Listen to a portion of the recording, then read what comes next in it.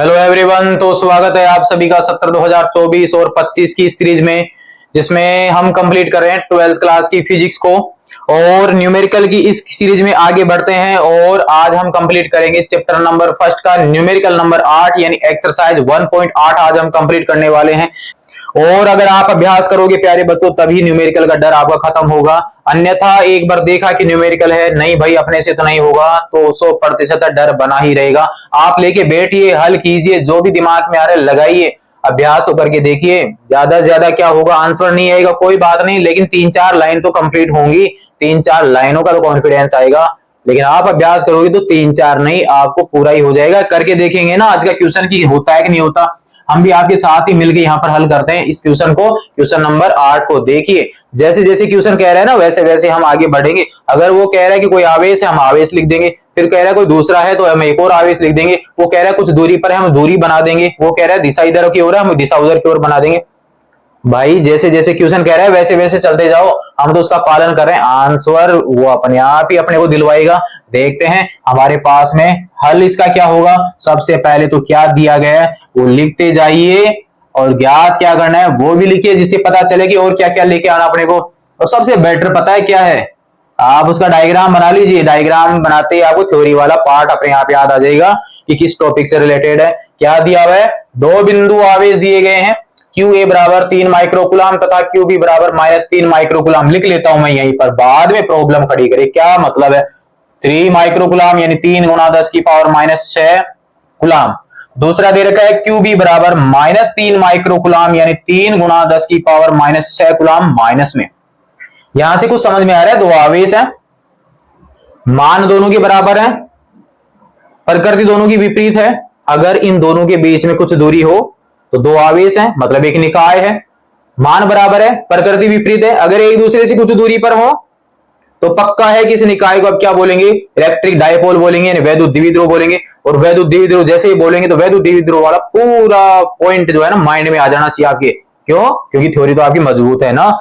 डर तो किसका था, न्यूमेरिकल का। थ्योरी तो आपने तोड़फोड़ कर रखी है, न्यूमेरिकल में प्रॉब्लम है तो थ्योरी को याद कीजिए, वहां से पॉइंट को लेके आइए। क्या है आगे, निर्वात में है, चलो जी कोई बात नहीं, एक दूसरे से 20 सेंटीमीटर की दूरी पर हैं, बोल दिया ना 20 सेंटीमीटर की दूरी पर। इसका मतलब दोनों आवेशों से बना हुआ निकाय इलेक्ट्रिक डायपोल ही है। इलेक्ट्रिक डायपोल वाले सभी पॉइंटों को याद कर लीजिए। एक आवेश अपने पास यहां पर है, एक आवेश अपने पास यहां पर है, इसका आवेश QA, इसका आवेश QB, दोनों एक दूसरे से कुछ दूरी पर हैं। और इलेक्ट्रिक डायपोल के बीच की जो दूरी थी उसको हमने 2a से दर्शाया था, याद कीजिए। इसका मतलब 2a का मान दे रखा है 20 सेंटीमीटर। इसको भी मैं लिख देता हूं, जैसे जैसे बोल रहा है ना लिखते जाइए। 20 गुना 10 की पावर -2 मीटर, क्योंकि सेंटी का मतलब 10 की पावर -2 होता है। आगे देखिए 20 सेंटीमीटर की दूरी पर स्थित है, ठीक है जी साहब। आगे पहला क्या पूछा है, दोनों आवेशों को मिलाने वाली रेखा AB के, ये रेखा हो गई AB के मध्य बिंदु, मध्य बिंदु लगा लीजिए। लो जी, द्विध्रुव का केंद्र बिंदु हो गया O पर विद्युत क्षेत्र कितना है, मतलब इस बिंदु के ऊपर इलेक्ट्रिक फील्ड पूछा है। पहले क्वेश्चन में इलेक्ट्रिक फील्ड पूछा है, दो आवेश हैं, दोनों की वजह से विद्युत क्षेत्र पूछा है। तो विद्युत क्षेत्र वाले पॉइंट में हमने बिंदु आवेश की वजह से विद्युत क्षेत्र ज्ञात किया था। याद कीजिए फॉर्मूला क्या था इसका, E बराबर KQ बटा R स्क्वायर था, यानी वो आवेश और आवेश से बिंदु के बीच की दूरी का वर्ग।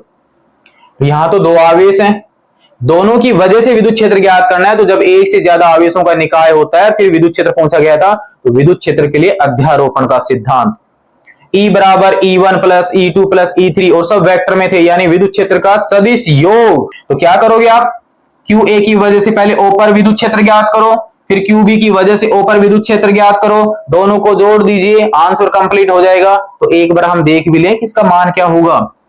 हमारे पास QA जो है वो पॉजिटिव में है, तो QA की वजह से इस O पर विद्युत क्षेत्र जो उत्पन्न हो रहा है उसको मैं EA से दर्शा देता हूं।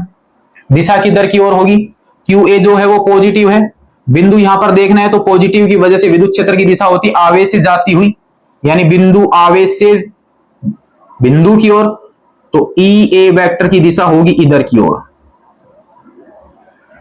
पॉजिटिव के कारण विद्युत क्षेत्र हमने बनाया था धनावेश की वजह से बाहर की ओर और ऋणावेश की वजह से आवेश की ओर विद्युत क्षेत्र रेखा होती है, ये हमने जाना था। B की वजह से, B खुद जो है वो माइनस का है, देखो तो माइनस की वजह से विद्युत क्षेत्र की रेखा खुद आवेश की ओर, इसका मतलब इसके कारण जो विद्युत क्षेत्र आएगा उसको मैं ईबी से दर्शा दूंगा, उसकी दिशा किधर, खुद आवेश की ओर। ये लो जी साहब, कौन सा, ईबी वेक्टर। दोनों बिंदु आवेशों की वजह से विद्युत क्षेत्र की जो डायरेक्शन है वो एक ही तरफ है। तो समांतर चतुर्भुज नियम के अनुसार परिणामी विद्युत क्षेत्र का जो मान आएगा, परिमाण जो आएगा वो R बराबर P प्लस Q आएगा, मैक्सिमम आएगा, और परिणामी सदिश की दिशा भी इधर की ओर ही होगी, यानी दोनों की वजह से जो विद्युत क्षेत्र आएगा उसकी दिशा A से B की ओर ही होगी। दोनों एक ही तरफ है, दोनों को जोड़ दीजिए तो आपके पास परिणामी विद्युत क्षेत्र आ जाएगा। तो वैल्यू जोड़िए तो आपके पास में A और B का मान ज्ञात कर लेंगे। तो हमें क्या ज्ञात करना है, बिंदु O के ऊपर विद्युत क्षेत्र का मान ज्ञात करना है। नेक्स्ट में और क्या पूछा है ये भी देख लेते हैं साथ के साथ। यदि 1.5 गुणा 10 की पावर -9 कूलाम परिमाण का कोई ऋणात्मक परीक्षण आवेश इस बिंदु पर रखा जाए, यानी अब कोई नेगेटिव चार्ज है वो इस O बिंदु पर रखा गया है, जबकि यहां पर विद्युत क्षेत्र मिल चुका है, जीरो तो नहीं होगा क्योंकि दोनों एक ही तरफ है, तो जीरो तो आने का सवाल ही नहीं है। जीरो कब आता, जब ईवी इधर होता, मान बराबर होते, दिशा विपरीत होती तो जीरो होता, दोनों एक ही तरफ तो जीरो तो नहीं है, इसका मतलब विद्युत क्षेत्र है और वो भी किधर की ओर, ए से बी की ओर है। तो अब अगर इस बिंदु ओ पर कोई नेगेटिव चार्ज रखा गया है जिसका मान इतना है, तो अब क्या पूछा है, तो यह परीक्षण आवेश कितने बल का अनुभव करेगा। तो किसी विद्युत क्षेत्र में किसी आवेश को रखा जाता है तो बल का फॉर्मूला याद कीजिए, F बराबर क्यू नोट ई। थ्योरी मजबूत है ना, सूत्र याद आ जाना चाहिए था, E बराबर के क्यू बटा आर स्क्वायर।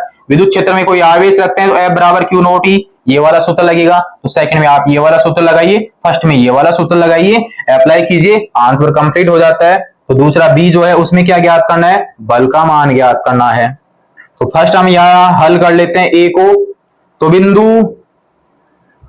ओ पर परिणामी विद्युत क्षेत्र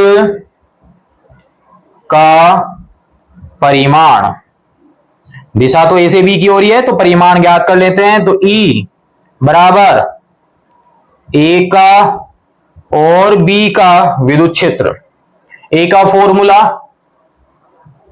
E बराबर के क्यू ए बटा आर स्क्वायर, आर स्क्वायर की जगह ए ओ का स्क्वायर, ए ओ का स्क्वायर, बी की वजह से के क्यू बी बटा बी ओ स्क्वायर, बीच की दूरी यही है बी ओ स्क्वायर।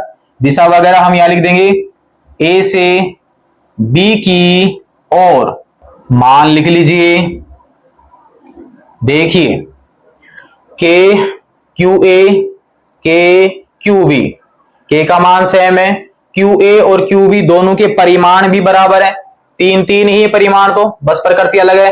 इसका मतलब क्यू बी की जगह मैं क्यू ए लिख सकता हूं, ए ओ का मतलब ये वाली दूरी, बी ओ का मतलब ये वाली दूरी, इसका मतलब ये दूरी और ये दूरी बराबर ही है क्योंकि केंद्र बिंदु से दोनों आवेशों के बीच की दूरी बराबर ही होती है। इसका मतलब इस सूत्र को मैं ऐसे कर देता हूं के क्यू ए बटा ए ओ स्क्वायर प्लस के क्यू बी बटा ए ओ स्क्वायर, और बी को भी मैं ए ही बना देता हूं क्योंकि यहां पर परिमाण ही काम में लिया जा रहा है, प्रकृति का कोई यूज हो नहीं रहा। इसका मतलब ये दोनों मान डबल हो चुके हैं, इसका मतलब दो के क्यू ए ओ स्क्वायर, ई बराबर, नहीं समझ में बैठा तो दोनों मान रख लीजिए, झंझट ही खत्म, क्यू ए का रख लीजिए, क्यू बी का रख लीजिए, ए ओ का रख लीजिए, बी ओ का रख लीजिए तो भी आ जाएगा। तो देखिए अपने पास में दो, के का मान 9 गुणा 10 की पावर 9, क्यू ए का मान है 3 गुणा 10 की पावर -6, ए ओ का मान है इसके बीच की आधी दूरी, तो अपने पास ये कितनी थी 20, आधी करेंगे तो 10 हो जाएगा, तो 10 गुणा 10 की पावर -2 का होल स्क्वायर बराबर। हल कीजिए, आप नीचे की तरफ हल करना, 2 को गुणा करेंगे 9 से तो आएगा 18, 18 को गुणा कीजिए 3 से तो हमारे पास में आएगा 54 यानी 54, गुणा में 10 की पावर 9 प्लस में 10 की पावर -6, तो कितना बचा, 10 की पावर 3 बच गया, प्लस में बटा में क्या चल रहा है देखो आप यहां से, 10 की पावर -2 बच गया 10 की पावर -1, ब्रैकेट के अंदर 10 की पावर -1 बचा, उसका करेंगे स्क्वायर तो 10 की पावर -2, ले जाइए ऊपर, तो 54 10 की पावर 5, आप पॉइंट यहां लगाइए, पावर 6 हो जाएगी।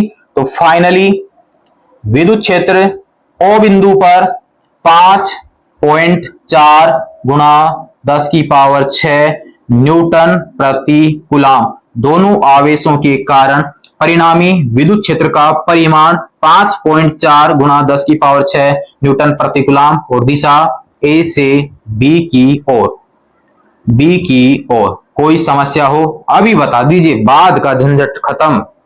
सेकंड पार्ट भी हम यहीं पर हल कर लेते हैं।